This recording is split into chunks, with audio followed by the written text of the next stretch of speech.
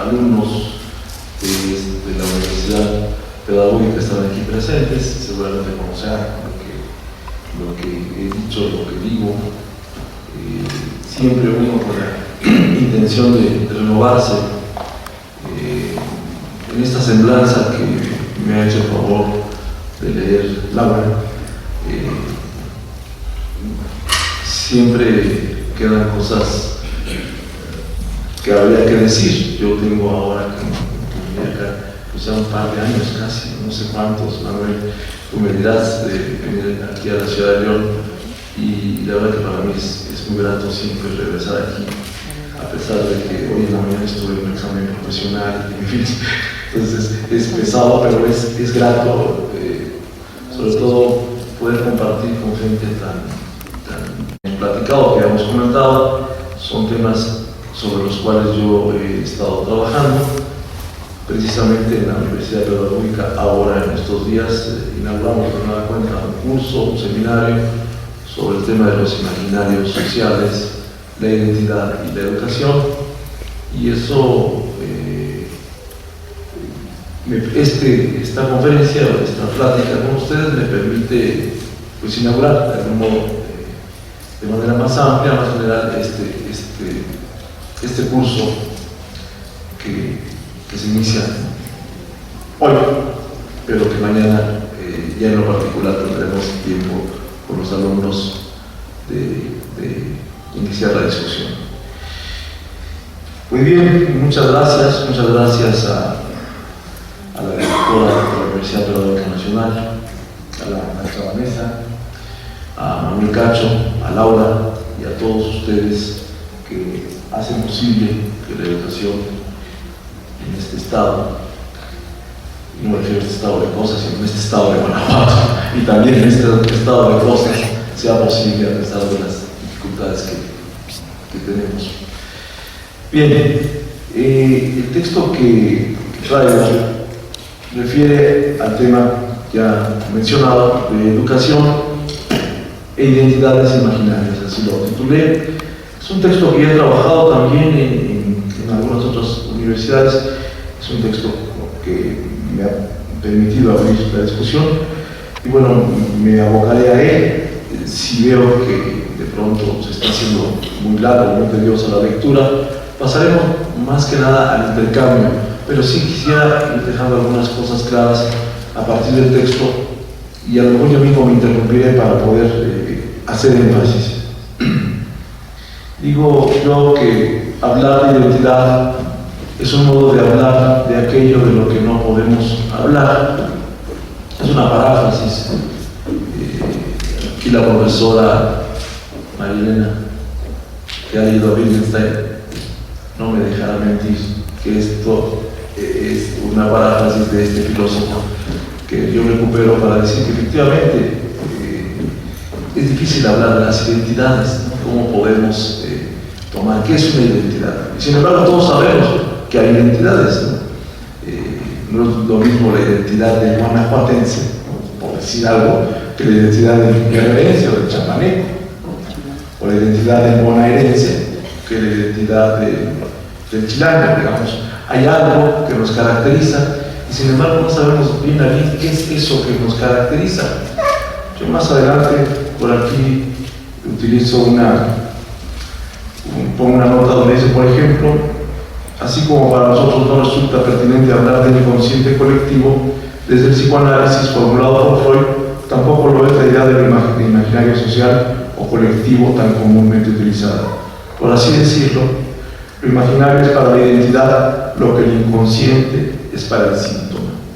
Yo ayer que releía, revisando este texto, esta afirmación, esta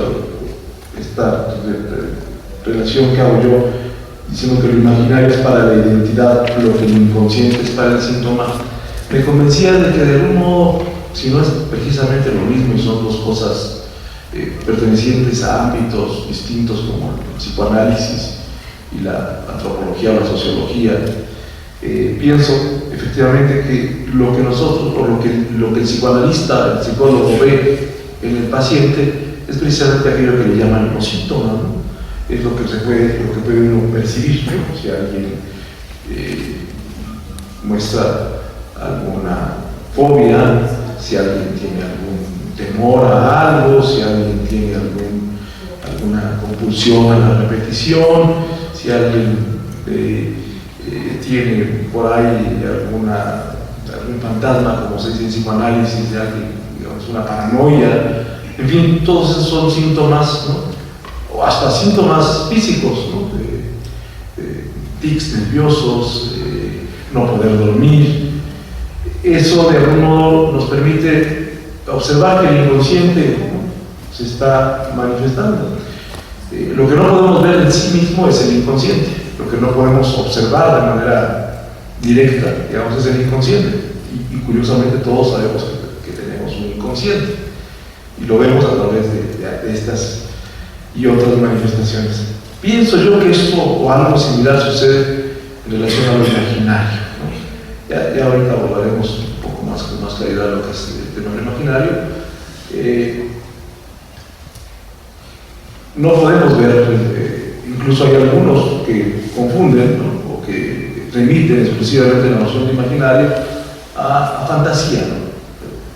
Yo siempre he dicho esta referencia de que lo imaginario o es la imagen o es la fantasía, ¿no?, las locuras que a cada quien se nos ocurren. Y es eso, pero también es algo más, por lo menos desde la perspectiva en que yo lo trato de utilizar. Es algo más y diferente, y sustancialmente diferente. Lo imaginario es aquello que nos permite vivir en sociedad.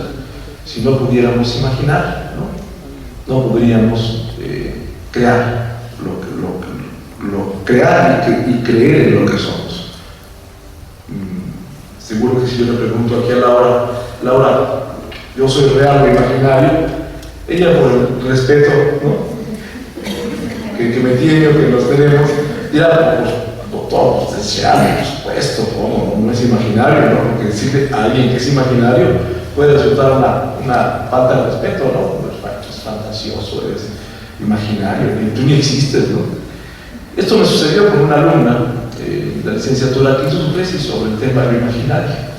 Y en el examen, yo como su director de tesis, le pregunto: fulana, y yo soy imaginario, real. No, maestro, usted es real, ¿no? ¿Cómo? Pues si todo lo que hemos trabajado en la tesis es precisamente para que tú me digas aquí que soy imaginario, pero no imaginario en términos de mentira, de fantasía, de algo borroso, invisible, sino imaginario en el sentido de que somos creaciones imaginarias. O sea, en la medida en que podemos crearnos, recrearnos, es que la sociedad existe. No somos, digamos, los estructuralistas dirán que somos algo así como mera reproducción, como mera producción de lo mismo, ¿no? Dirán, las estructuras están ya dadas ahí, ¿no? Y no hay otra cosa más que venir al mundo a hacer lo que nos corresponde hacer.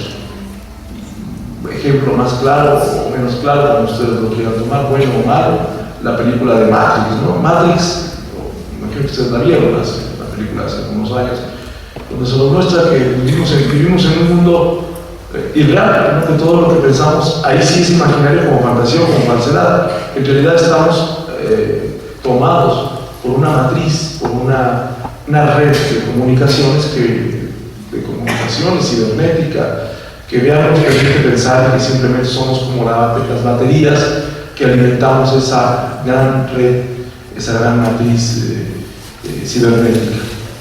Película de ciencia ficción que de pronto sentimos eso, ¿no? Que somos que no es la laptop o que no es la computadora una extensión de nosotros, sino que más bien nosotros somos la extensión de la laptop o de la computadora. Pero bien, dicho esto, trataré de irme al texto, porque si no puede ser que me vaya más tiempo hablando y no me remita las cosas que creo más puntuales. Hay en las ciencias sociales y humanas un cúmulo de estudios que se caracterizan por investigar la relación entre lo imaginario y las distintas prácticas sociales. Es frecuente que dichos trabajos confundan lo imaginario con el tema de las llamadas representaciones sociales. Ojo, aquí yo les he hecho a mis alumnos y a quienes trabajan esto con todo respeto, Es decir, no se trata de que el compañero o la compañera sea una representación social de algo dado. Repito, ella es imaginaria. O sea, la única posibilidad que tengo yo de conocerla es como imaginaria, como una creación mía. No es que esté ahí, no le quito ninguna posibilidad de que eso exista como cosa real, pero existe como cosa real en la medida en que yo puedo imaginarlo. Y en ese momento en que lo imagino lo produzco. Hay un nivel de producción. Evidentemente que esta postura está en el extremo opuesto de todo positivismo que piensa que por un lado están las cosas y por otro lado está el sujeto. Y que esto existe, ¿no? Este reloj existe por sí mismo. Y lo único que hago yo es traer la imagen del reloj y hablar del reloj, ¿no? La palabra reloj es lo que es el reloj, ¿no? Yo creo que es complicado, ¿no? Porque existen mismas palabras distintas para significar la misma cosa. Watch, ¿no? Se le puede llamar de otros modos. Al reducir la cuestión, las llamadas representaciones sociales, al reducir la cuestión del imaginario a un asunto de especularidad o delegación. En otros casos, simplemente se equipara lo imaginario a las discusiones sobre la ideología o se iguala con el concepto de fantasía o incluso se habla del imaginario como una mera imagen. Por ejemplo, se dice el imaginario social, el imaginario femenino, el imaginario de los maestros. En modo alguno parece pertinente plantear la noción de imaginario como un objeto observable de investigación. Lo imaginario no está como un objeto o sujeto en espera de la mirada inquisidora de algún investigador. Es decir, mi propuesta es no se puede investigar desde la educación particularmente lo imaginario, sino a través de lo que nosotros llamamos las identidades. No es porque lo imaginario no exista, sino que para reconocer lo imaginario tenemos que hacer esta mediación por medio de las identidades. Repito, como el psicoanalista hace con el inconsciente. No es que el inconsciente no exista, pero para poder acceder de algún modo a esa masa informe, a ese hueco, a esa fórmula que el inconsciente representa, pues, bueno, no hay nada, digamos, en el inconsciente que esté ordenado, ¿no? Como ustedes saben, el inconsciente no reconoce tiempo, no reconoce espacios, y el inconsciente pues, se nos aparece o se nos presenta a través de los síntomas sin que nosotros no lo compongamos ni lo podamos controlar, ¿no? El inconsciente, por ejemplo, uno dice, bueno, pues es que esto me pasaba cuando era niño y nos vuelve a pasar cuando somos adultos. El inconsciente no tiene, no tiene límites, precisamente son otros mecanismos que nosotros utilizamos para ponerle límites, como el yo, ¿no? Por ejemplo, cuando tratamos de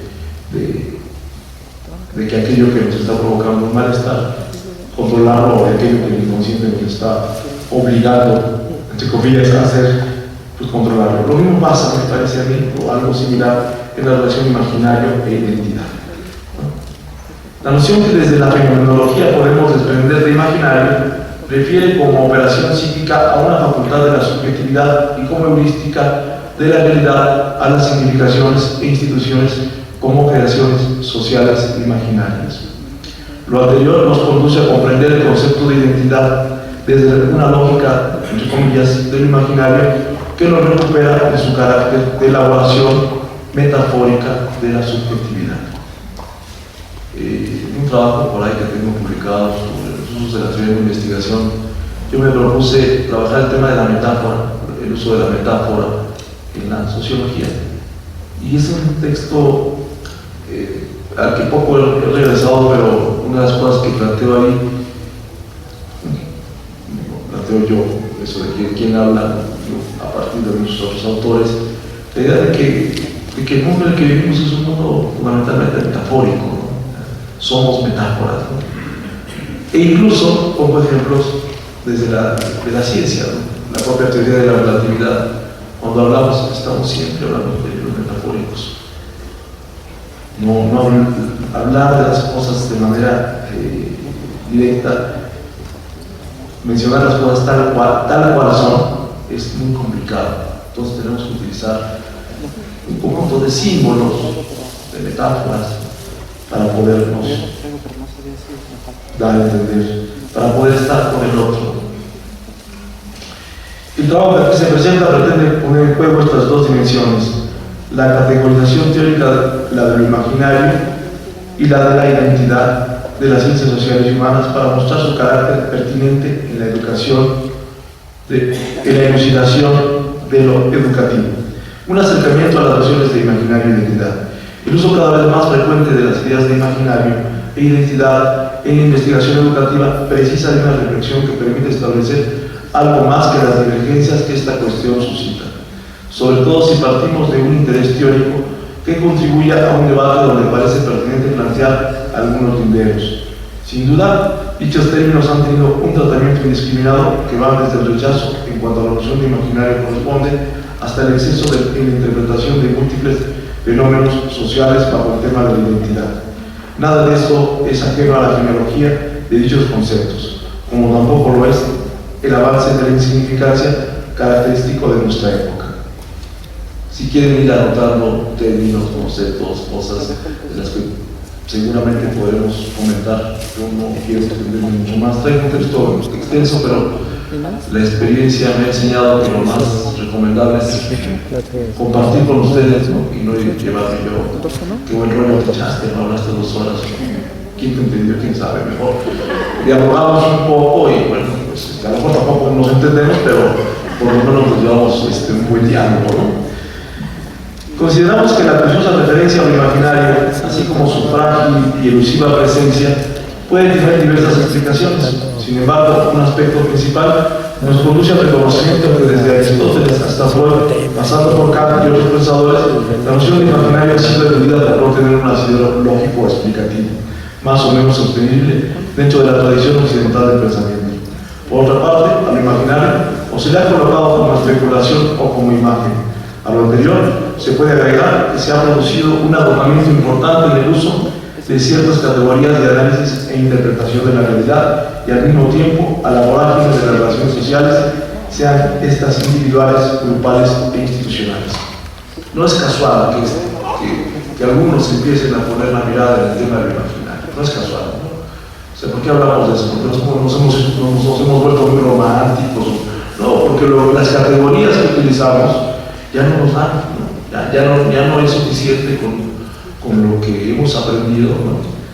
Por más que podamos hablar de diferentes hermenéuticas, la analógica, la barroca, la churrigueresca, las hermenéuticas, todas estas, que son propuestas interesantes de análisis, pero que en sí mismas requieren, ¿no? Como esta propuesta, por supuesto, de los imaginarios, requiere de la hermenéutica, de una aproximación hermenéutica, no solo como procedimientos específicos para el aterrizaje de nuestras investigaciones, pero también requiere de una fenomenología, así de modo en cómo yo me presento o cómo se me presenta la cosa, o se me aparece el otro, o se me aparece el lenguaje, cómo es que puedo pensar lo que pienso, ¿no? Cómo es que puedo mirar lo que miro, desde dónde miro lo que miro, cómo es que ustedes me miran a mí. O sea, estas ideas que de pronto nos hemos preguntado tantas veces y que bueno, no pregunten esas cosas porque nunca, pues sí, es algo complejo, pero que esto nos lleva a reconocernos de un modo en el mundo. Y una de las cosas importantes del campo de lo ético político de esta postura fenomenológica es en principio reconocer que las cosas no siempre han sido así ni siempre serán como son. Quizás en otros momentos pensábamos que esto iba a avanzar, teníamos, ¿no?, algunos la certeza, teníamos la historia en las manos que decíamos, desde el esclavismo viene el capitalismo, del esclavismo viene el feudalismo, luego el capitalismo, luego el socialismo y por último el comunismo. Ya, hagamos lo que hagamos, la historia está echada a andar. Bueno, eso fue lo que nos enseñó Marx, Hegel no precisamente con la idea del comunismo, pero sí con la concepción de la idea absoluta. Y vimos que la historia no es así. Y entonces, gran decepción, llegó la globalización, llegaron los neoliberales, llegó el conservadurismo, ahora todos somos conservadores, somos neoliberales, volvimos a los años 40, antes de la Segunda Guerra Mundial, ¿no? Y y dice uno, pues es que el mundo siempre es así, así siempre será, no hagas nada, mijito, nada más trata de buscar ya, trata de que las cosas pues continúen como están. Y precisamente lo que esta propuesta nos permite ver es que el mundo no siempre ha sido como es, ni será como hoy lo vemos, que siempre está cambiando, que puede cambiar para mal, ¿eh? Puede ponerse peor las cosas. ¿No? Eso pasó en Alemania en 1938 hasta 1945, cuando vimos surgir el nacionalsocialismo. Difícilmente veremos surgir otra forma yo, como dicen algunos filósofos, no creo que nos amenace una forma tan aberrante, tan irracional, o no sé, porque es tan irracional y tan aberrante lo que vivimos. Uno se pregunta, ¿por qué seguimos produciendo la cantidad de automóviles que se siguen? Bueno, no seguimos, se sigue produciendo. ¿Por qué se sigue gastando la cantidad de energía que se sigue gastando? ¿Por qué en la India o en México hay lugares tan pobres, ¿no? O tan miserables, y hay lugares tan ricos y tan, ¿no? Cuando pudiera eso ser diferente? Pero precisamente esta concepción nos permite ver que las cosas pueden cambiar, ¿no? Que sí podemos cambiarlas, que podemos enterarlas, que no depende de nuestros buenos deseos, ni que nos encomendemos al mejor de los santos, sino que depende también de una propuesta colectiva, de una actividad en conjunto, que se inicia precisamente con la responsabilidad que uno mismo tiene frente a los demás.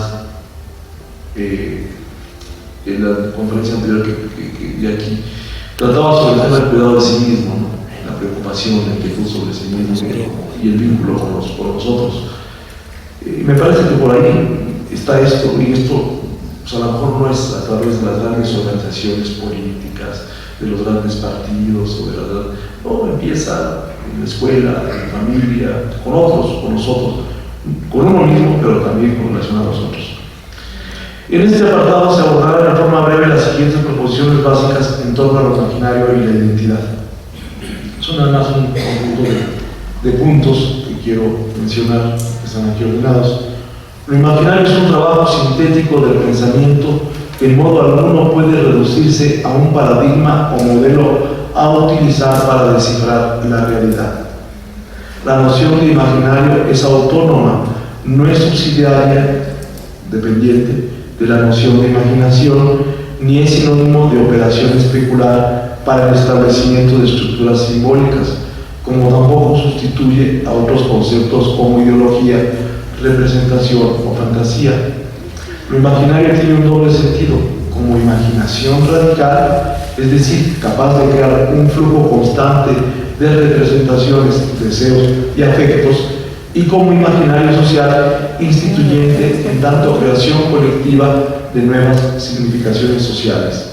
La identidad es una experiencia, por su parte, digamos, yo diría estas tres cosas del imaginario.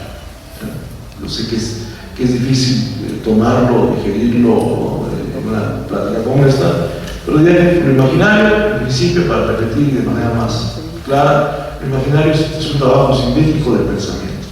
Lo imaginario es como por decirlo así, como el lugar en el que se fragua la razón, el entendimiento y la experiencia, de elementos constitutivos de la subjetividad. Razón como un conjunto de normas, de reglas que no nos pertenecen, que están, digamos, ¿no? En la naturaleza, que podría Rousseau. Siempre utilizo el ejemplo de Juan Jacobo Rousseau. Ustedes han leído como maestros, y si no, tendremos que hacer siempre el texto de Emilio, ¿no? Y esta idea que a mí me parece maravillosa de Rousseau, de educar al niño conforme a la naturaleza.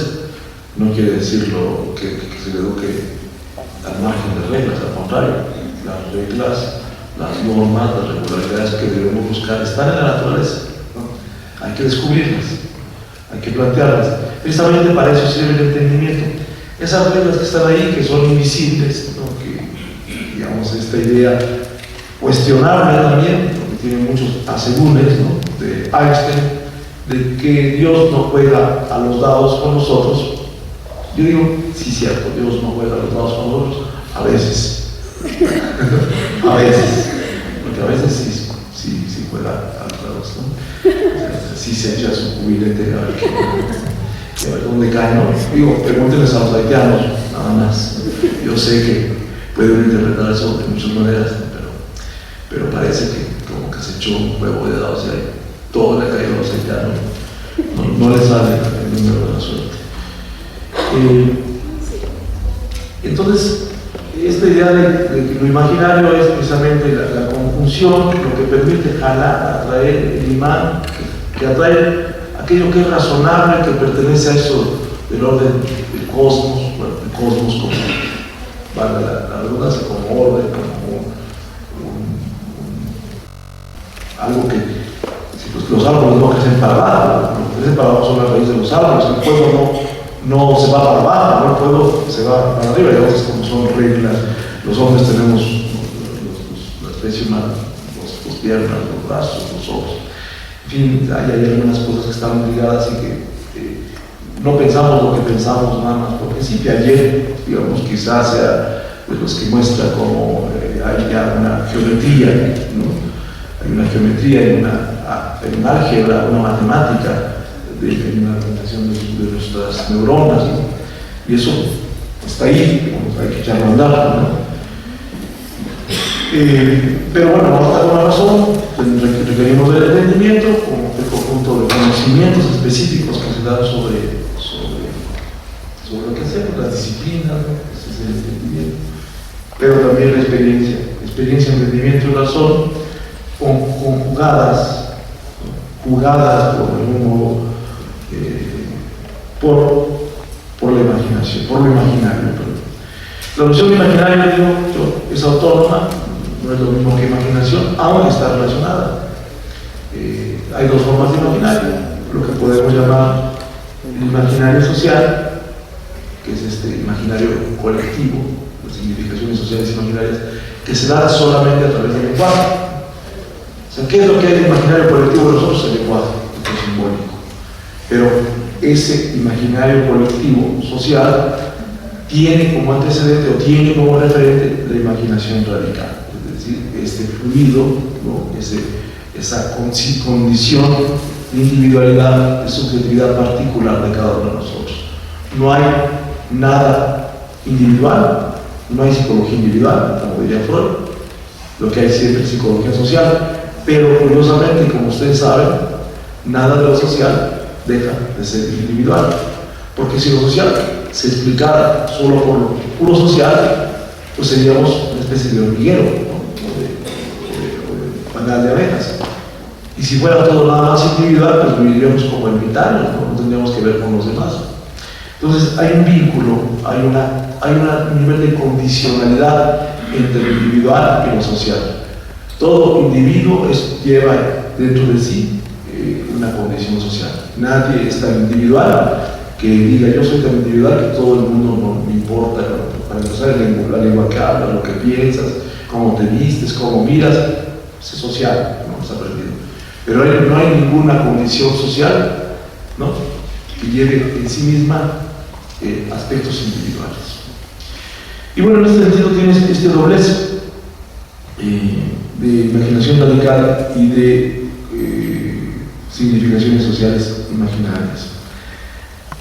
Esto lo vamos a aclarar lo imaginario, y por un lado el tema de la identidad como una experiencia de tensión activa de la subjetividad. Yo defino la identidad como una experiencia activa de la subjetividad, donde se articulan simultáneamente múltiples sentidos de mismidad y continuidad. Para tener una identidad, pues tengo que ser yo mismo, tengo que estar en mí mismo, pero si me mantengo en mí mismo, me convierto en un reverendo idiota, en el sentido de la palabra idiota, digamos, me alejo de todo lo demás. Soy tan singular en el sentido griego, del solipsismo, en el sentido de latín, de la palabra idiota, ¿no? Que termino desconociendo todo lo que hay alrededor. al grado que puedo convertirme en un autista, un autómata, ¿no? En un psicótico, en un psicópata, en un asesino serial. Pocos hemos visto, pero no se espanten, no porque venga a ser de mal agüero, pero ya veremos que eso que nuestros vecinos del norte tienen por montones, ¿no? Empiezan a aparecer en nuestra sociedad, precisamente como producto, como resultado de estas condiciones que van generando sujetos que se alejan, ¿no? Hay una película muy buena, American Psycho, ¿no? Psicótico americano, les recomiendo, por cómo esta sociedad. Y bueno, no vayamos más lejos a hablar de autismo o de psicosis. No es solo una cuestión exclusiva correspondiente a psicoanalistas, a psicólogos, a psiquiatras, sino también desde la sociología, desde la educación.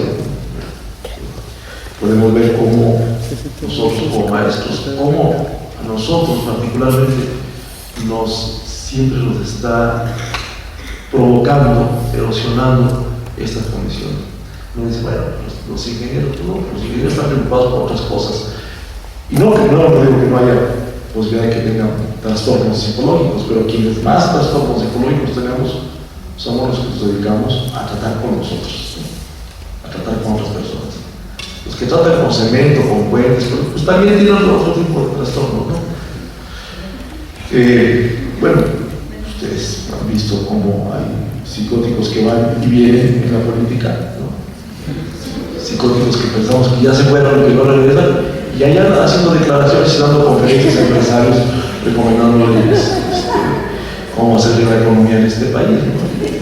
Y resulta que los que privatizaron la banca ahora están hablando de la nacionalización de la capital. Eso son discursos psicóticos, aunque no tanto porque siempre llevan una ventaja. No quiero, para que entiendan que estar psicótico no es lo mismo que estar loco, no, son cosas diferentes. Los psicóticos son muy inteligentes, suelen serlo, para bien y para mal. La diferencia entre un psicótico y un artista, digamos, un poeta, es precisamente que el psicótico produce para sí mismo, daña a los demás, está ajeno a las necesidades de los otros, mientras el poeta, el sublime, digamos que es el extremo del psicótico, pues tiene un valor social importante, ¿no? Pero digo, me detengo en esta idea de que la identidad es algo relativo con la mismidad, ¿no? con el ensimismamiento, ¿no? Como decimos a veces en estos chistes un poco referentes a otras personas, otras latitudes, ¿no? Decíamos, el argentinito que todos llevamos dentro, sí, el egoísta. Nosotros podemos decir el priista que todos llevamos dentro, ¿no? Ahora hasta el panista que todos llevamos dentro, ¿no? Pero bueno, está bien, digamos. Por un lado uno y por un lado otro, hasta el periodista que todos llevamos dentro, digamos, pero lo decíamos en aquellas épocas cuando había algo, entonces cuando hacíamos algo indebido, corrupto, o que era para llevar a ese priista que todos llevamos dentro. Bien, esta mismidad, esta condición de unidad, ¿no? Requiere para que se dé la identidad, requiere de una continuidad, de que hay un tiempo donde pueda yo ser lo mismo, yo mismo, o sea, Marco Jiménez en el papel de Marco Jiménez, ¿no? Digamos, esta es la posibilidad, ¿no? Que yo me convertí a mí mismo. Pero si yo me quedo actuando a mí mismo, me vuelvo psicótico o loco.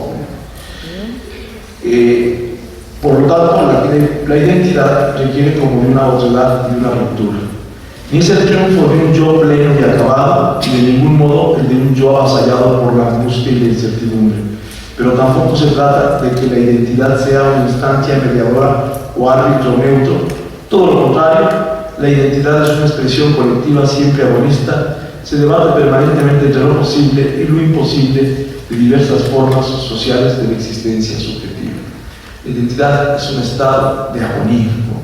De agonía. Agonía en el sentido griego y en el sentido vulgar de la palabra.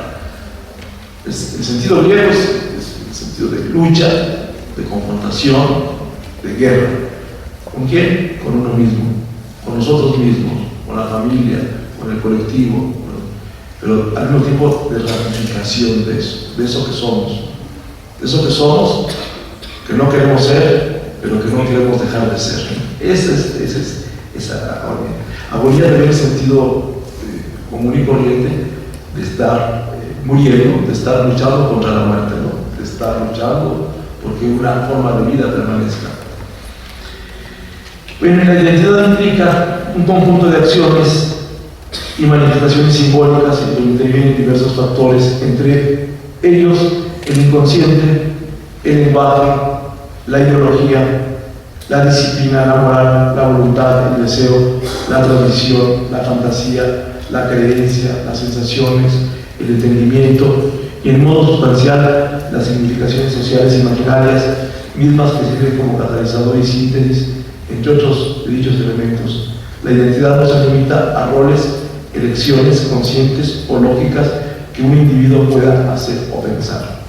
Repito, la identidad no se limita a roles, elecciones conscientes o lógicas que un individuo pueda hacer o pensar. No todo lo que la identidad, no todo lo que hacemos y nos produce identidad tiene que ver con lo lógico. Sí, seguramente hay cosas repetitivas que son relacionadas con nuestro modo de vestir, de traer el cabello, de decir ciertas cosas, de utilizar el lenguaje corporal. Eso es lo que nos da identidad, ¿no? También. Y eso es visible, es ciertamente lógico. Pero hay cosas que no son lógicas y que también nos dan nuestra identidad, que son irracionales. Como dicen los de Mastercard, por ahí lo he dicho alguna vez, todo aquello que no tiene precio, ¿no? Es lo que más vale, ¿no? Y curiosamente, esas cosas que no tienen precio también dan identidad, hacen relevante, ¿no? No sé por qué, pero fulano o fulana no me cae, ¿no? Porque es su forma de ser. No sé por qué, pero esto que hice, ni siquiera yo me lo imaginaba que lo tuviera que hacer. No sé por qué me enamoré de fulanito, ahora que lo veo a la distancia, es un mentecato.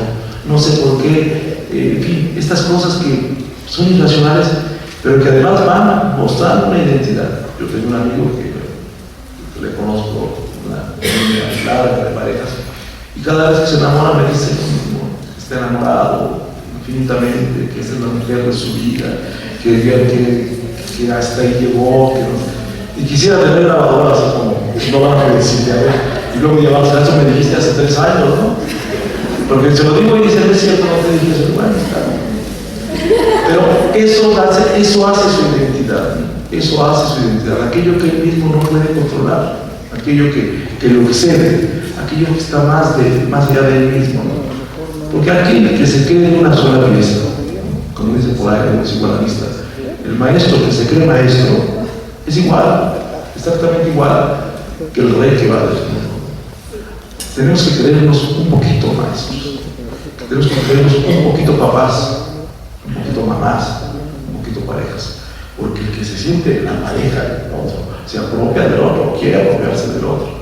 El que se siente la mamá del niño no deja ni que el aire de nada, ¿no? Estas relaciones psicóticas, ¿no? Estas relaciones que precisamente por ahí, ¿no? Otro día, bueno, yo les decía, el fascismo, el nazismo, lo más terrible no es el nazismo como un movimiento social histórico, sino el nazi, el fascista que todos llevamos dentro, ¿no? Que es esta sociedad, esta vigilancia que hemos establecido unos contra otros. Yo hace tiempo que dejé de fumar por razones de salud. Hay una moral sanitaria, pero al final de cuentas una moral sanitaria.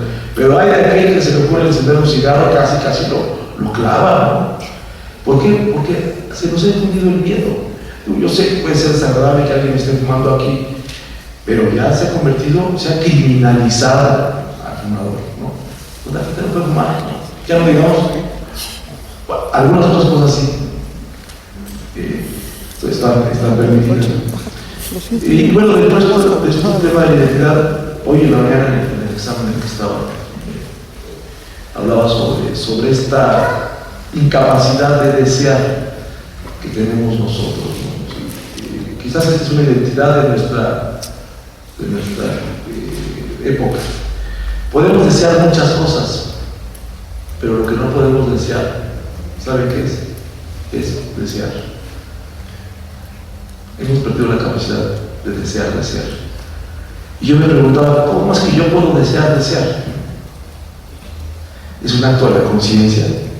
Hoy en la mañana me voy a proponer desear, para que cuando esté con los demás tenga esa sensación del deseo, más allá de desear agua, desear tomar un refresco, desear comer tal cosa, desear tener un carro, desear tener tal libro, desear tener...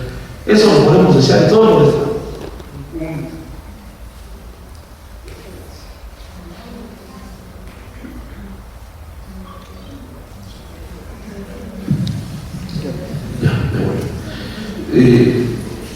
Desear tener sonido.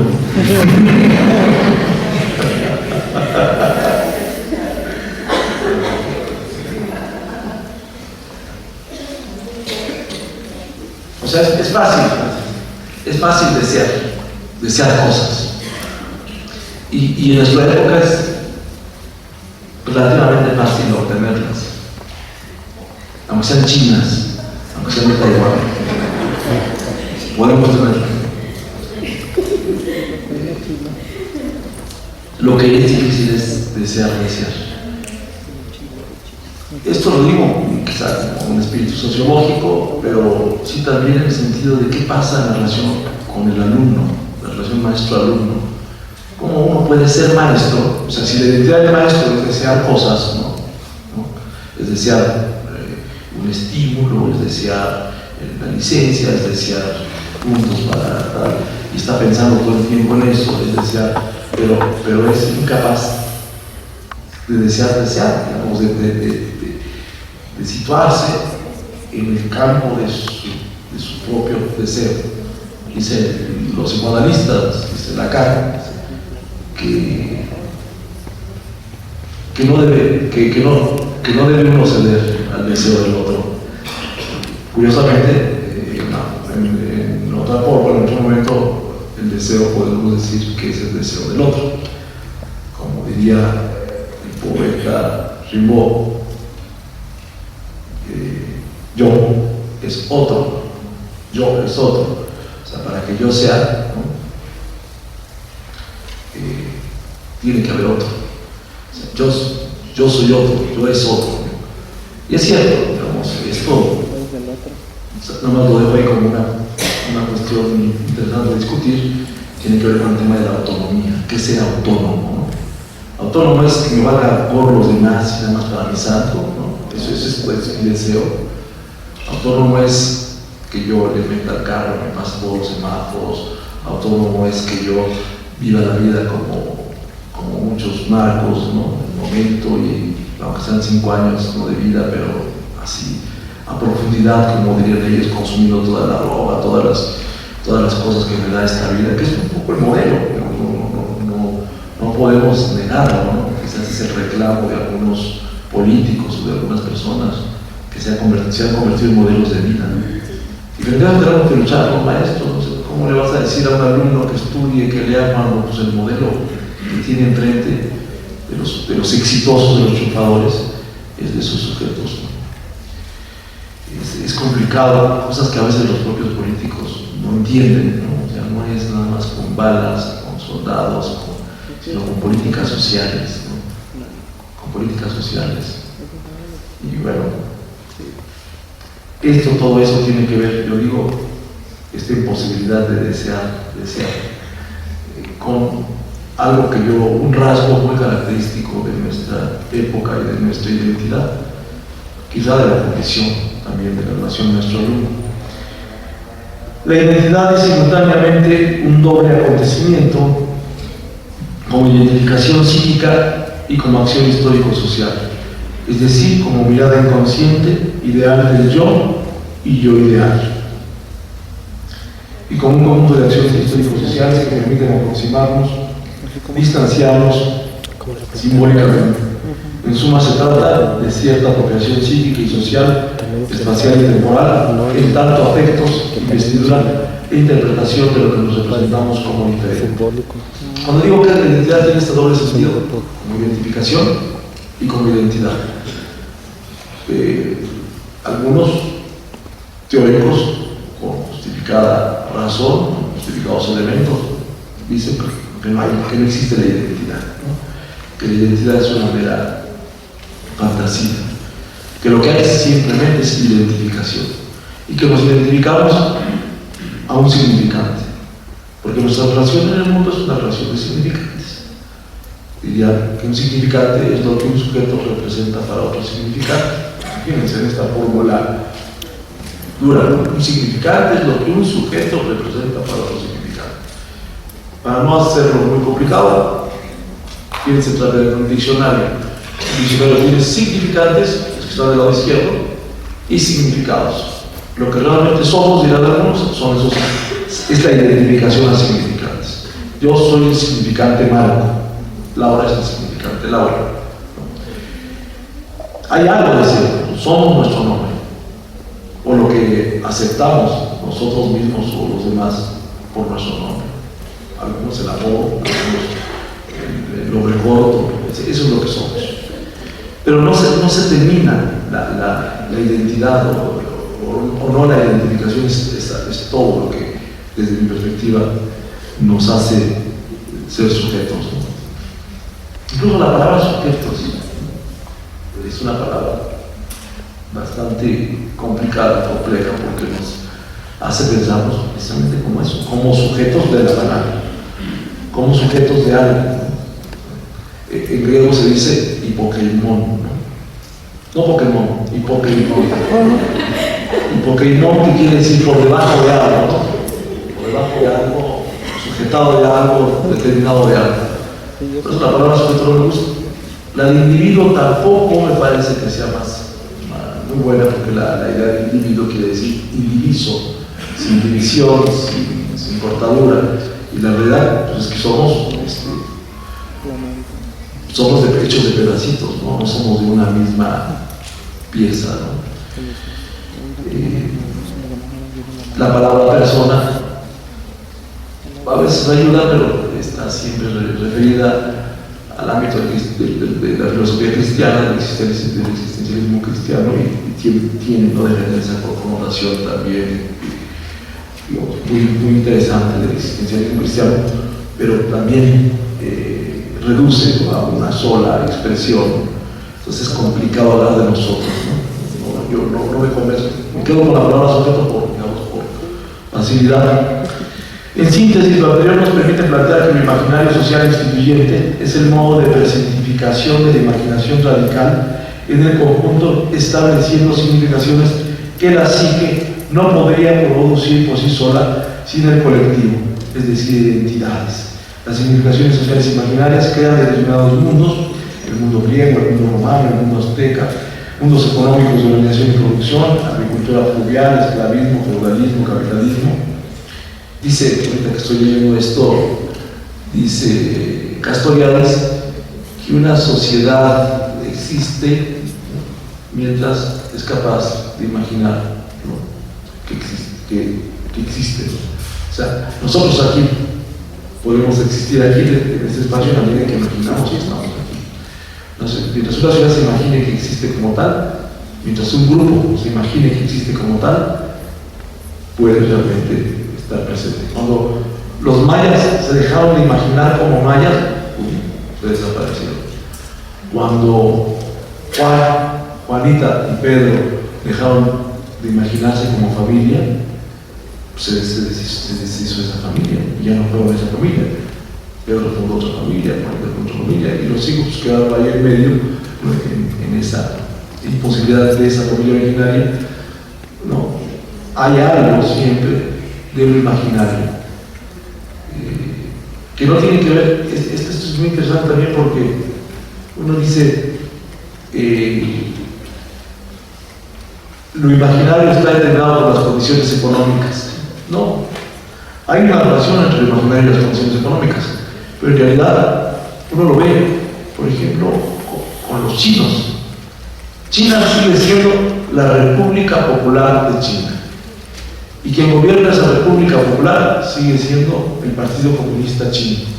Pero en realidad la vida económica y la forma de organización pasa por otro lado. O sea, no se requería de un gobierno como el de los Estados Unidos para que se produjera. Simplemente basta con que las condiciones económicas se organicen de una manera particular, mientras nosotros se sigan imaginando como comunistas. Ahí, digamos, podemos entender cómo el mundo del imaginario tiene sus con nivel de condiciones diferentes. Las religiones, el budismo, el cristianismo, el judaísmo. Nosotros, me apena decírselos, pero bueno, tenemos solamente 2000 años de cristianismo, ¿no? La humanidad tiene 40.000 años de existencia y religiones han pasado y han venido, ¿no? No sé, quizás sigamos siendo cristianos, no lo sabemos, ¿no? A lo mejor cambiará, ¿no? esta manera de vernos, ¿no? Pero lo que es cierto es que no siempre ha sido así, ¿no? Simplemente lo digo. No estoy diciendo que mañana vamos a dejar de ser cristianos. Lo que sí también entendemos es que este cristianismo, este modo de ser del cristianismo con sus católicos, protestantes y sus diversas, pues ha variado, no es lo mismo, no es lo mismo. Y eso es interesante.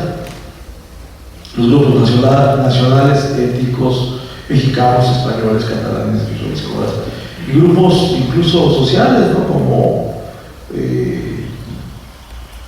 burgueses, proletarios, estudiantes, homosexuales, delincuentes, en fin, ha cambiado, y aunque a veces nos aterroricemos, ¿no? Con guerra de valores, en el DF están permitiendo que los homosexuales se casen. ¡Uy, qué horror! Se va a acabar el mundo, ¿no? Ya los mayas lo decían, en 2012 es el final del mundo. Miren, compañeros, el mundo griego, la homosexualidad era una práctica que formaba parte de su cultura, y no porque fueran periodistas o estudiaran la ropa, simplemente porque era otra forma de organización de la cultura. Pensar, repito, que las cosas han sido siempre como son y serán como, pues, me parece que no ayuda mucho para entender lo que estamos viviendo. Lo anterior nos hace reconocer a la identidad como la expresión de determinadas significaciones sociales imaginarias que nos permiten clasificar, organizar y distinguir las formas particulares en cómo se instituye la sociedad y al mismo tiempo la posibilidad de instrumentalizar el hacer social. A esto Castoriadis denomina lógica conjuntista identitaria. Lógica conjuntista identitaria, la capacidad que tenemos todos de ordenar, ¿no? De ordenar el mundo en el que vivimos. Que por una parte produce un estado de heteronomía social en la cual los individuos fundamentalmente atribuyen míticamente un origen extrasocial a las leyes que los gobiernan, por ejemplo, leyes divinas o del mercado, ¿no? O sea, estamos así porque la economía está así, pero si cambiamos la economía, van a ver que vamos a estar diferentes. ¿Quién sabe? Se ha demostrado que no necesariamente las cosas en lo social, en lo individual cambian en automático, porque es atribuirle a un ente externo. Eso da cierta tranquilidad.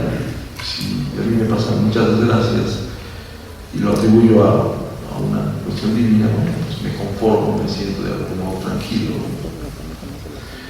Pero si asumo, sin dejar de tener estas creencias, sin dejar de reconocer que lo divino, que lo sagrado está ahí presente y que también las leyes del mercado o el mercado está presente, pero asumo mi responsabilidad frente a ese mercado y frente a esas leyes divinas, sí, como decimos, ayúdate. Si quieres que Dios te ayude, tú también haz algo para que te ayude, ¿no? Entonces, es esto, digamos, realmente lo que plantearía esta propuesta del imaginario.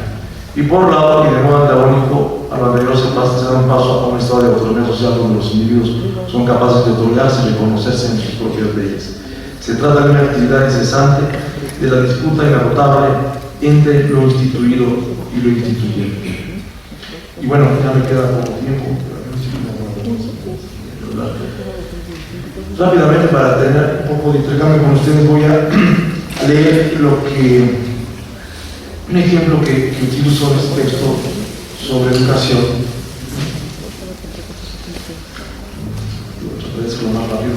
La educación como significación social imaginaria. Sin duda, comprendemos a las instituciones educativas como una red simbólica que algunos llaman sistema educativo, racionalmente encaminada a garantizar la producción y reproducción de la sociedad, mediante un conjunto de conocimientos, valores, afectos y habilidades. Sin embargo, la pregunta que surge inmediatamente es: ¿a qué remite ese orden simbólico que nos hacemos de las instituciones educativas? Por ejemplo, cuando se señala que los propósitos del currículo de la educación primaria 1932-1993 son promover el pensamiento crítico y creador del alumno, 2. Desarrollar en el alumno la capacidad de abstracción y razonamiento, 3. Desarrollar una afectividad normada por un sistema de valores, 4. Acrecentar la sociabilidad del alumno y la capacidad de utilizar todas sus posibilidades. Y cuando 3 décadas antes, en 1960, 72, o sea, esto que leí es de 72 a 93, se decía, en los años 60, se decía que los objetivos de esa misma educación eran formar un niño que mediante los conocimientos adquiridos entienda la vida cotidiana, sepa observar, investigar y establecer la relación causa-efecto, aplique sus conocimientos en la relación de problemas, utilice sus manos en el trabajo, esté presto a servir a los demás, cumpla con sus obligaciones y exija sus derechos. ¿Cómo es que más recientemente en la pareja pensamiento crítico y creador del alumno resulta más importante frente al entender la vida cotidiana y saber observar, investigar y establecer la relación causa-efecto? ¿Qué tuvo que haber sido modificado en el orden simbólico y de las significaciones sociales para que esto sucediera? ¿Por qué el binomio abstracción, razonamiento o crítica y creación significan una diferencia y simultáneamente una identidad en otro orden del discurso educativo? Se podría afirmar que esto depende de otras estructuras simbólicas como la política, la economía o la historia, pero eso no quiere decir que dichas significaciones se reduzcan a esas estructuras o resulten de ellas de modo unilateral o que finalmente estén determinadas por ellas. Lo que quiero decir, resumidas cuentas, es que lo que hacemos en la escuela sí tiene que ver con la economía, con la política, con la religión, con todo lo demás, pero también tiene un ámbito de realización propia, ¿no? Y que de eso somos responsables. Entonces podemos decir, no, pues ya para qué hacemos, esto ya está decidido, ya lo decidió doña Esther Gordillo por su engomado secretario de Educación Pública. No, pues si pensamos así, no vamos a hacer nada, ya está todo resuelto. Tampoco podemos pensar que yo desde mi escuelita voy a modificar todo, ¿no? Y voy a hacer, no, tampoco, es complejo, pero lo que esta postura nos invita es a tomar nuestra responsabilidad en nuestros propios manos. Hoy sabemos con Foucault que cabe considerar ciertos ordenamientos discursivos, más allá de que concordemos o no con su noción de episteme, como condiciones ineludibles en la producción de ciertas prácticas, así como lo social y lo individual. La novela familiar se funda en general en ciertos mitos, lo educativo también lo hace. Aquí me detengo un poco y quizás sobre esto, porque son varios ejemplos más que pudiéramos abordar, quisiera concluir para que podamos tener un intercambio. Esta categoría o esta noción de la novela familiar es muy interesante porque, sobre todo en la educación, se presenta. ¿A qué refiere Freud con la idea de la novela familiar? Pues, lo que Freud plantea es que todos, en nuestra constitución familiar, subjetiva, como individuos, nuestra identidad, nuestras identificaciones, tenemos un mito familiar, ¿no? ¿Cuál es este mito? Generalmente, no siempre, pero generalmente es: yo tenía un abuelo rico, de ojos azules, que venía de no sé dónde, nos heredó las tierras, pero el bisabuelo, o el tatarabuelo, lo perdió mi papá, o mis tíos, lo perdieron. Digamos. Freud parte de esta idea de que en general en todas las familias hay una especie de condición genealógica inicial de abundancia, y que eso produce al interior de las familias un cierto tipo de relaciones. Pues algo similar pasa en el ámbito de la escuela, ¿no? El maestro programa de tal modo. El niño perenanito en una investigación que hicimos en Naucalpan, en la escuela primaria, muy interesante, porque cuando llegamos a esa escuela, la directora de la escuela nos abrió la puerta, una excelente persona. Estábamos platicando con ella, el primer día fuimos a entrevistarla, y entró un niño pateando las puertas y gritando y diciendo suéltenme, suéltenme. Entonces dijo la maestra, sí, miren, es el neurótico, ¿no? Fue la primera cosa que nos llamó la atención. Después ese niño se convirtió en el caso que algunos de nosotros tomamos para hacer nuestra investigación. Y un día vamos a preguntar por él y le dice la maestra, fue por fulanito de tal, y le dice el maestro, ah sí, el psicoparanoide, ¿verdad? Ya está estigmatizado desde un principio, ya ese niño está ocupando un lugar en la escuela así como nosotros. Yo, bueno, quisiera más que continuar con esta investigación, con estos ejemplos y con estas cosas, iniciar un intercambio con ustedes. Yo aquí y me gustaría más bien que hicieran unos comentarios y preguntas. Gracias. Francisco Serrano Guerrero, soy estudiante de la Maestría en Educación Media Superior aquí en la UPM. Algunos puntos que me llamaron la atención son los siguientes. Digamos que por naturaleza, más bien la naturaleza humana nos impele a imaginar. Cuando uno imagina, uno construye pensamientos, ¿no? Que nos permiten recorrer el camino del entendimiento, y cuando uno procura entender algo es porque seguramente queremos mejorar algún aspecto de nuestra vida. Cuando usted habla del imaginario social, en esa bidireccionalidad de los significados, no es eso propiamente. Sí, es eso. En general tendremos a pensar, como les decía hace rato, que por un lado está lo material, lo real, lo consistente, y por otro lado está lo invisible, lo que no es consistente, que no es material, que no es de carne y hueso, ¿no? Y no, precisamente esta noción de lo imaginario, y creo, perdón por la puntualización, la idea de representación social es parte de ese principio. Hay un mundo allá afuera, ¿no?, que ya está hecho, que ya tiene sus formas, que ya tiene su materialidad.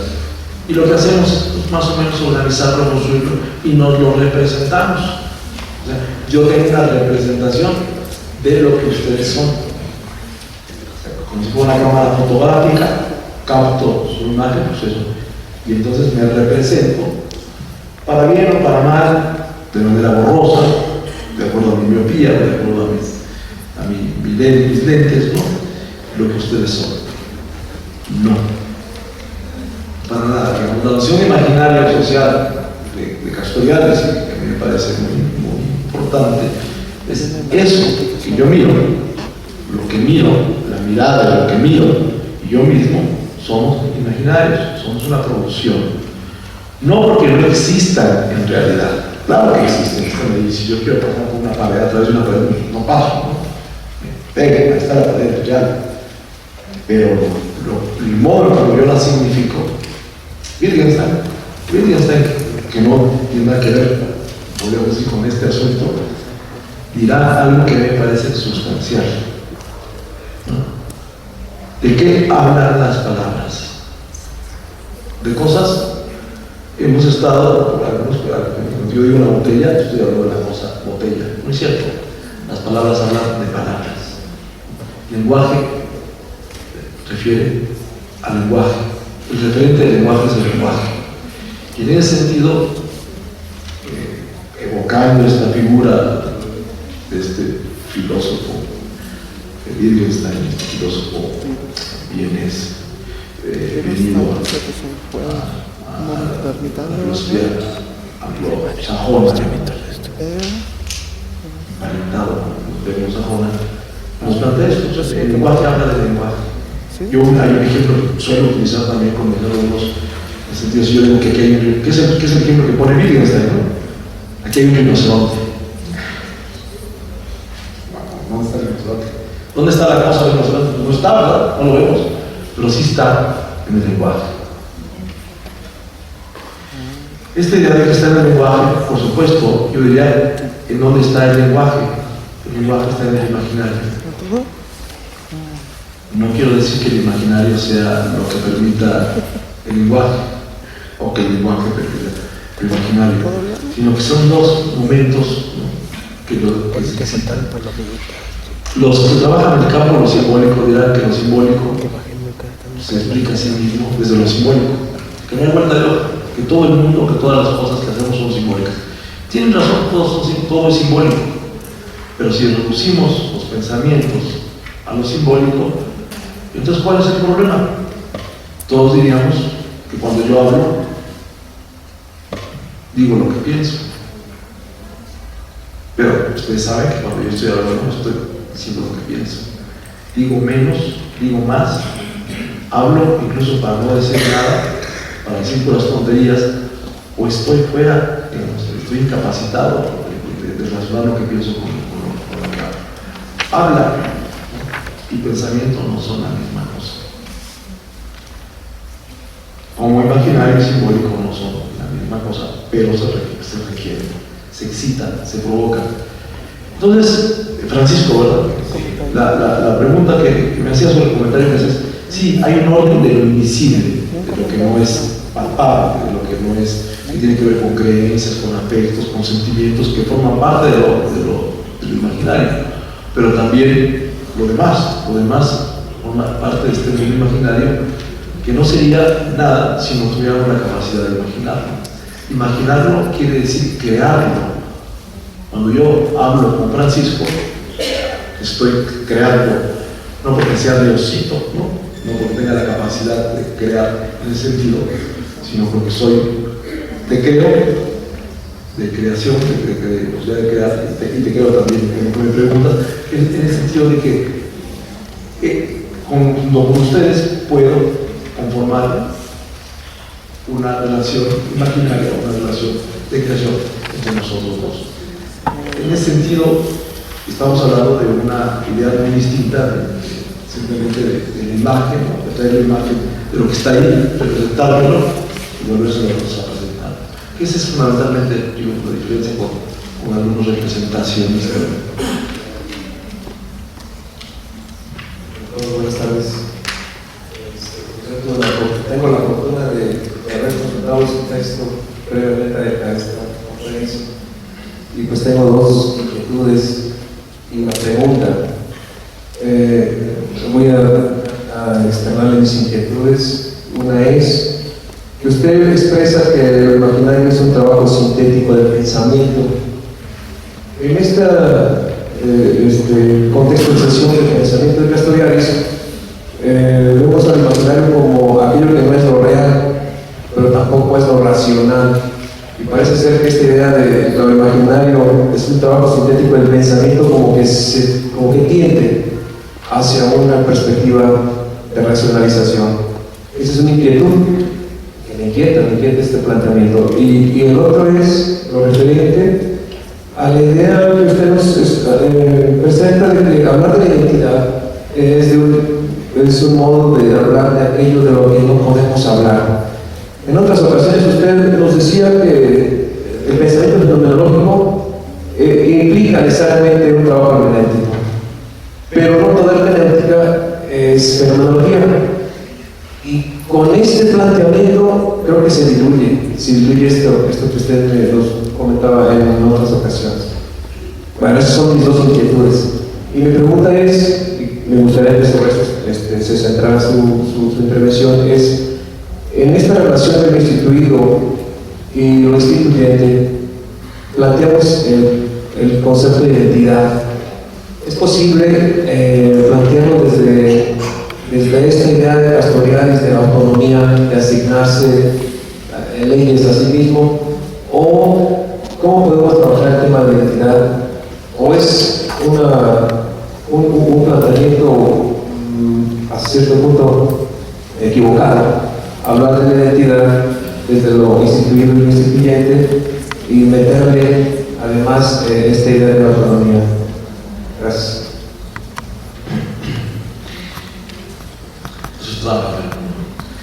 ya había leído mi texto así.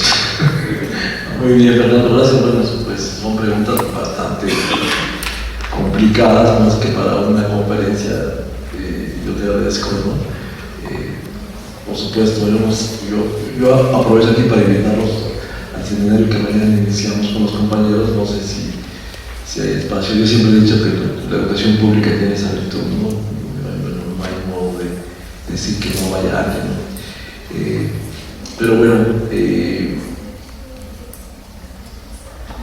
me preguntas si esta idea de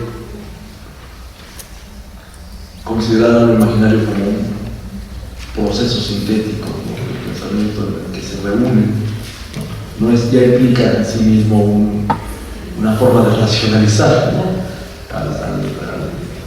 al imaginario. Seguro, sí, me parece que sí hay algo de una intención por racionalizar, decir que el imaginario es una síntesis de la razón, el entendimiento y la experiencia, pues es algo perfectamente razonable, ¿no? Como diría Fernando. Y eso ya hace dudosa la afirmación de Castoriadis o de quienes pensamos que lo imaginario no solamente comparte con la racionalidad. Sin embargo, lo imaginario no aparece como una fórmula, como un elemento, como una facultad, ¿no? Hablando en términos kantianos, porque ustedes saben, la facultad de la razón, las facultades del entendimiento y las facultades de la experiencia, entre otras de las facultades. Cuando uno le pregunta a Kant qué es una facultad, ¿no? ¿Qué es una facultad? Está complicado. ¿Qué es la facultad de pensar? Pues el pensamiento, sí, pero en sí mismo, ¿qué es una facultad? La posibilidad, una función fisiológica, una función de las neuronas, una función de... ¿qué es? Cuando uno introduce el concepto de imaginario, quizá, y abusando también de la referencia, está asociado más al concepto de inconsciente de Freud. El concepto de inconsciente de Freud, si bien intenta dar una explicación razonable de lo que es el sujeto, el yo ideal, el ideal, el yo, todas estas cosas, lo hace en sentido totalmente opuesto a la filosofía o al pensamiento tradicional de que plantea que toda subjetividad es subjetividad consciente. Lo imaginario no se reconoce solamente en el campo de la conciencia, no es una argucia más de la conciencia, ¿no? Me parece que ahí estaríamos cayendo, errando, si pensamos que lo imaginario es parte de la conciencia. Es una expresión, es una manifestación de conciencia, ¿no? O sea, que imagino gracias a que tengo conciencia. No, gracias a que pierdes la conciencia, a que la conciencia esté en entredicho, se puede imaginar. Y bueno, yo un poco, Fernando, esa sería la respuesta o una respuesta parcial, pero sé que no es suficiente porque a mí mismo me parece que habría algo más que decir, pero imaginario no es, desde la perspectiva de Castoriadis, desde la perspectiva que intento manejarlo, no corresponde exclusivamente a una intención explicativa, racional, ¿no? Es lo que tú me estás cuestionando, con justa razón, sino que corresponde también a una intención en un mínimo momento comprensiva, no solo explicativa, sino comprensiva, y que introduce elementos fenomenológicos que tienen que ver con el inconsciente, con la incompletud, con lo irracional.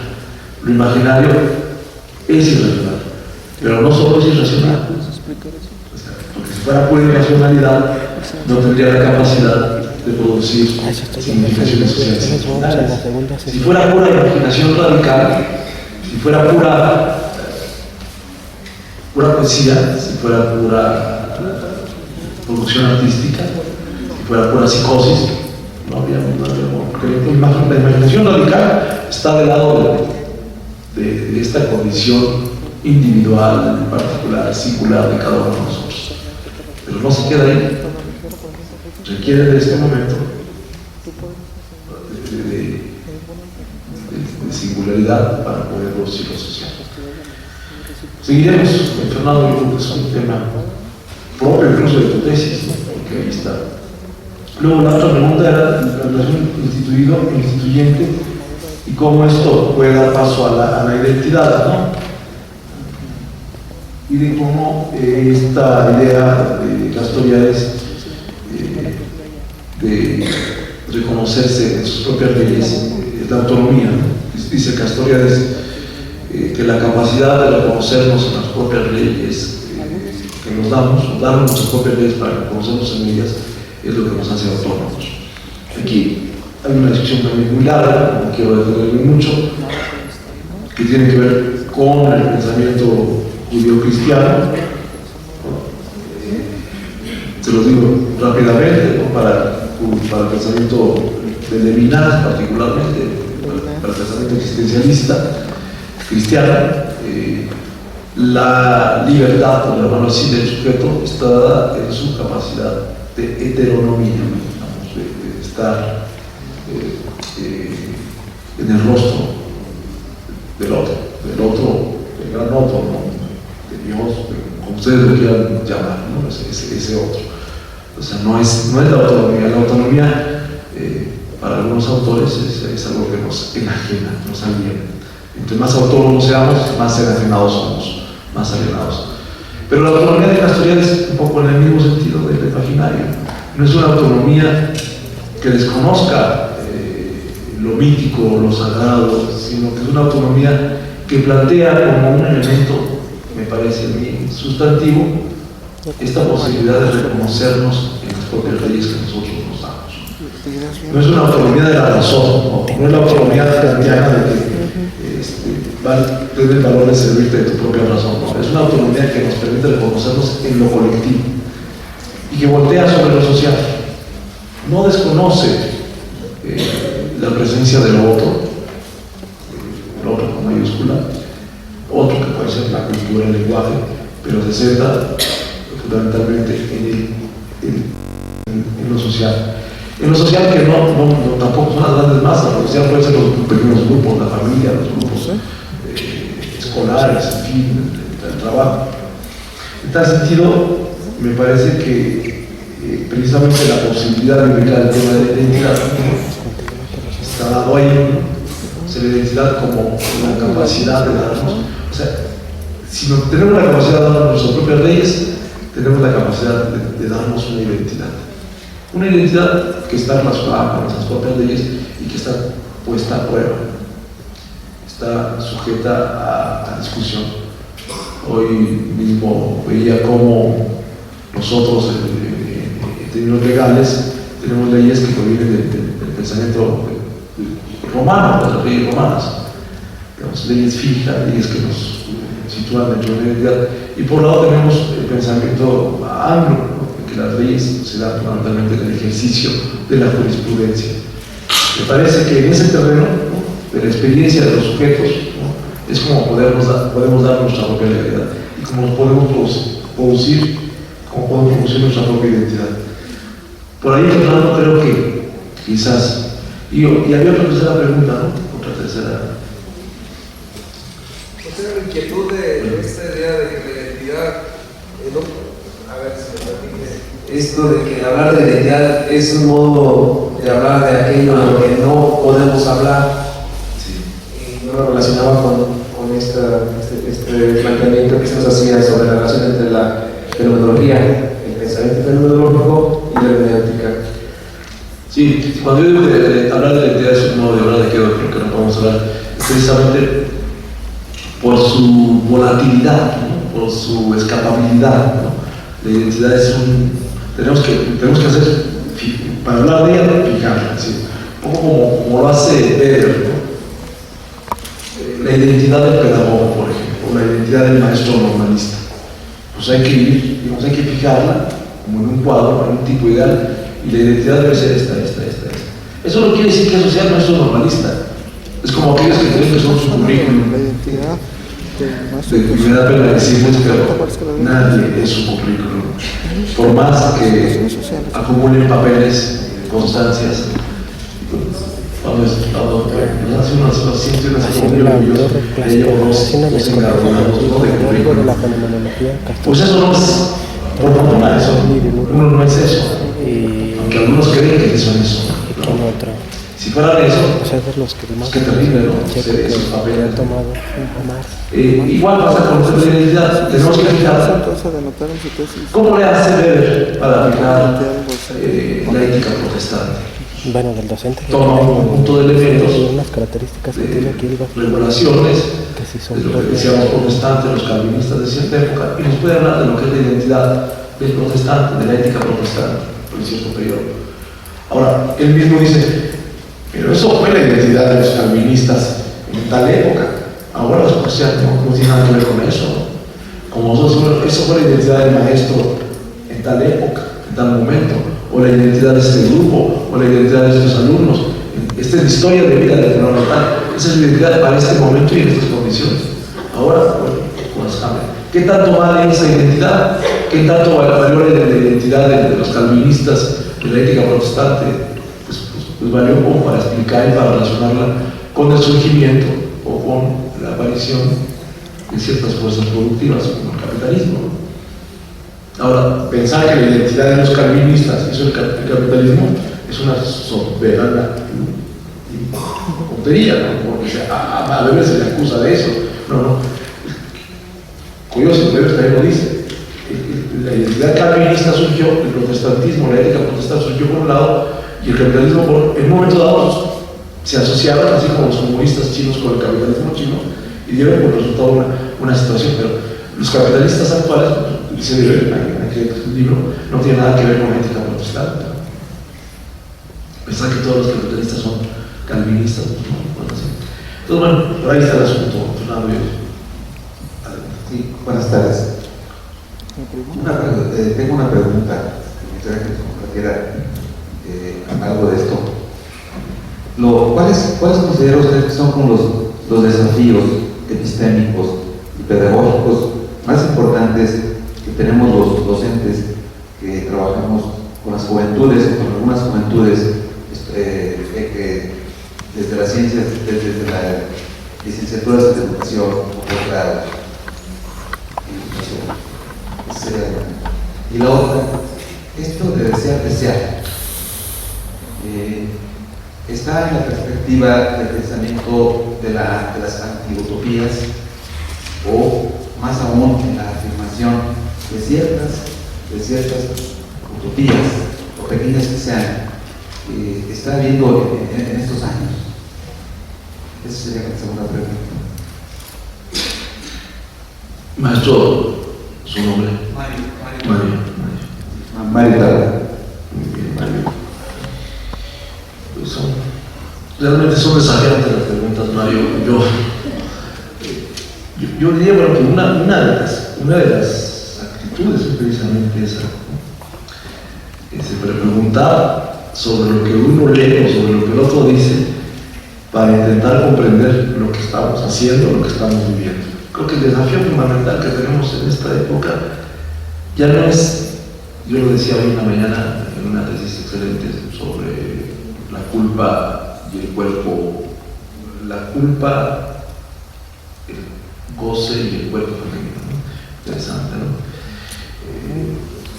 Como relacionar esas cosas. Y yo le decía a esta compañera que me parecía interesante su tesis porque más allá de la denuncia, nos hemos caracterizado por ser quejumbrosos, por quejarnos de que no se nos dan cosas, de que el gobierno, de que estamos... Sí, sin duda. Yo creo que el desafío fundamental es pasar a las proposiciones. ¿Qué proponemos? ¿No? Es realmente desesperante salir de aquí.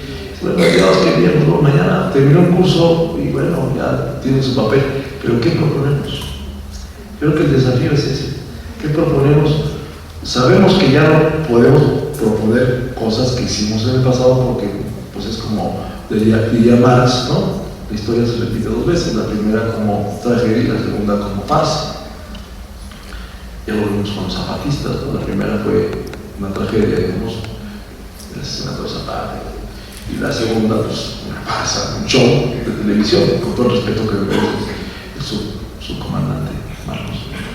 ¿Y qué terminó? Sí, una telenovela. Digo, produjo cosas interesantes, tampoco puede producir eso, ese suceso a un mero acontecimiento publicitario. Sí, se fijó la atención sobre los pueblos indígenas, en fin, pero me refiero a esta idea de que no podemos, ¿no?, volver a reeditar lo que ya hicimos, ¿no? No podemos otra vez volver a patria o muerte venceremos, o gobernamos todos los países unidos. Digo, sí oye bonito, pero eso sí como es una especie de romanticismo anacrónico, ¿no? Y a nadie se lo creen ni los que lo dicen, ¿no? Hay algo más complejo. La historia, Mario, la historia, yo solo les decía otra vez en el curso con unos compañeros, díganme qué es la historia, ¿no? Yo no sé qué es la historia. Yo estaba enamorado de la patria, pero no de la patria en abstracto, sino de la patria, de los libros de texto, de esa mujer, ese indígena que nos... Y ahora que me digan, no, es que tu bandera, te has puesto a pensar en los colores. No, creo que ya hay otras cosas más que nos refieren a eso, ¿no?, que es historia, y estamos obligados a pensarlo, a producirlo. No sabemos qué es, pero este momento nos llama a ser creativos, a dejar la flojera, a dejar la indiferencia. En otro lado, es proponer cosas. Que nos vamos a enfrentar con ideologías viejas de todos los sectores, con grupos de poder, con grupos de interés. Pues sí, pero bueno, eso es lo que podemos hacer. Y lo otro, efectivamente, desear es una demanda, ¿no? Es una que está asociado con la otra pregunta. ¿Cómo podemos pensar en algo nuevo si no tenemos capacidad de desear? ¿Por qué? ¿Cómo se nos fue? ¿Cómo la perdimos, ¿no? De pronto nos damos vuelta y nos vemos, y entonces le echamos la culpa a la técnica, a la tecnología. No, compañeros, gracias. Yo soy un analfabeto en el sentido de la cibernética, no sé muy pocas cosas, pero no dejo de reconocer que hay una serie de cosas fundamentales para nuestra vida, y que hay un reto, ¿no? Un reto en la tecnología. Así como diría Marguerite Duras en un libro interesante, no se puede querer amar, no se puede desear, diría yo, ¿no? No es algo de yo quiero desear, o yo quiero querer amar, ¿no? ¿Se ama o no se ama? Simplemente, ¿no? Nadie puede decir, quiere, ¿no? Quiere, ¿no? Ámame, no se puede. Entonces me parece que eso es en resumidas cuentas, lo que diría es el desafío fundamental es la capacidad de crear pensamiento distinto. ¿Cómo? ¿Dónde? Pues en muchas condiciones. Yo diría cosas fundamentales, deshacernos de los conceptos estelares, ¿no? Desprendernos. Nosotros como maestros, yo no soy maestra, pero sí lo soy, sí me siento, digamos, estaba muy de cerca como ustedes, no lo digo por populismo ni por quedarles bien, lo digo por convicción, ¿no? Me parece que hay una especie de agobio, de angustia, de ansiedad de no tener un conocimiento universitario. ¿Para qué diablos recibir un conocimiento universitario? Si a los propios universitarios no nos sirve, ¿no? Ustedes son, digamos, hay necesidad de tenerlo, pero si esto no tiene una aplicación, si no tiene una práctica, ¿de qué sirve saber a Freud? ¿De qué sirve saber? Además produce angustia, ¿no? Entonces, mejor no lo sepamos y podamos. Yo les aseguro que mis maestros de primaria no habían leído a Freud, no habían leído a Nietzsche, no habían leído, y eran unos excelentes maestros. Y muchos de ustedes ahora han tenido contacto con esas teorías y la dificultad. Entonces hay que volver, ¿no? Como sacudirse todo ese lastre dogmático y tratar de repensar el momento actual. Doctor, mi pregunta es la siguiente. Cuando hablamos de identidad, ¿podemos establecer alguna edad cronológica en la que se manifiesta, se adquiere o este estado de agonía del que usted nos habla? Bueno, no sé, no sé que no soy especialista en nada, ni quisiera hacerlo nunca. Pero bueno, Piaget, Vygotsky, sobre todo Piaget habla de algunos momentos, precisamente en el curso reciente hablábamos de esta edad, de esta